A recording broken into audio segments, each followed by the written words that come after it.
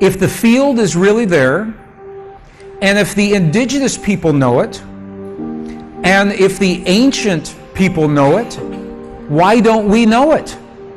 What happened to our knowledge? Well, this is a very good question. And the answer is this.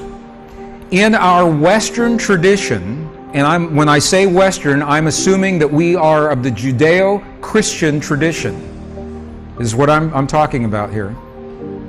There was a time when this field and the language of emotion was part of our tradition. It was in our texts. Until the 4th century, the year 325 AD. In the year 325, something happened. Our texts were edited, and we lost tremendous amounts of information.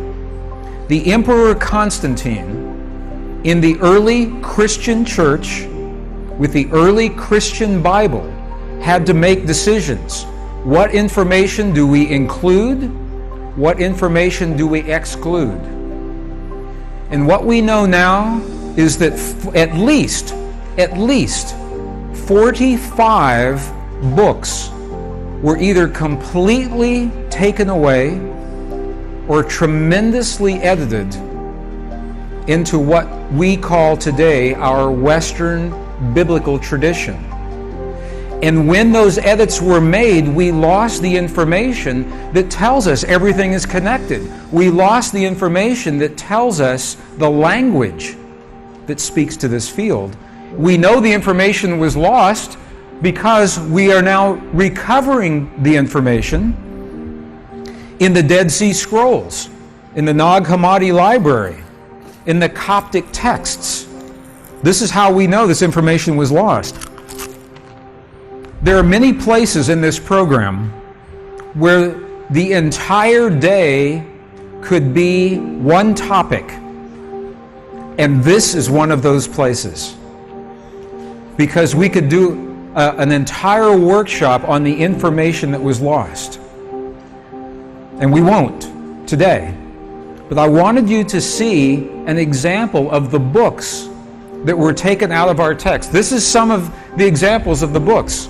How many have heard of the missing years of Jesus? Have you ever heard of the missing years of Jesus? See in the back? The 18 missing years? Why are they missing? Why are they missing?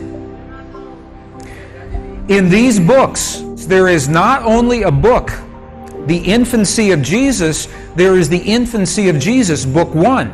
The infancy of Jesus, book 2, that tells about his childhood and tells about his learning of the power in his body to heal and to change his world. Why don't we see more women in the Bible? Ladies, have you wondered why there are not more women who have written in the Bible? Do you wonder that? We know that women lived a long time ago. Women were there. That's a promise, I guarantee. One of the reasons is because when the women would write, the male-dominated church would take those books out. There's a very powerful book that was written by a Gnostic woman. And even the title of the book is so powerful. Listen to the title. The title of the book is called Thunder, Perfect Mind. Thunder, Perfect Mind. Isn't that a powerful title? It was written by a Gnostic woman. And she asked the question. In her writings, she said, "Within me is a reflection of all possibilities." She said, "I am the rich one, I am the poor one."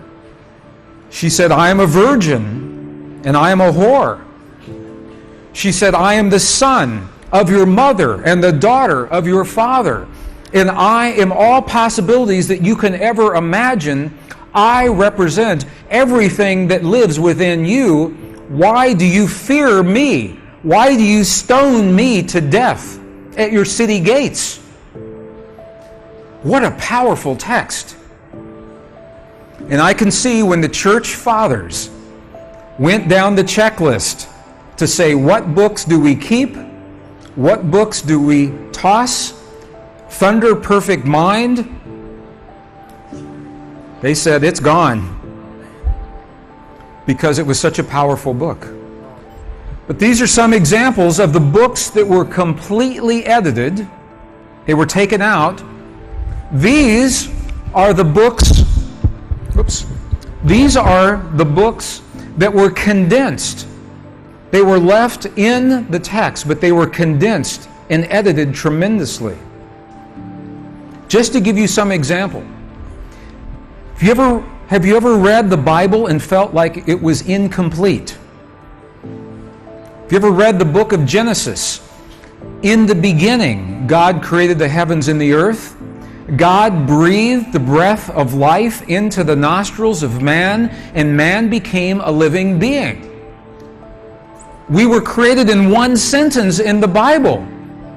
Where's the rest of the information? How were we created?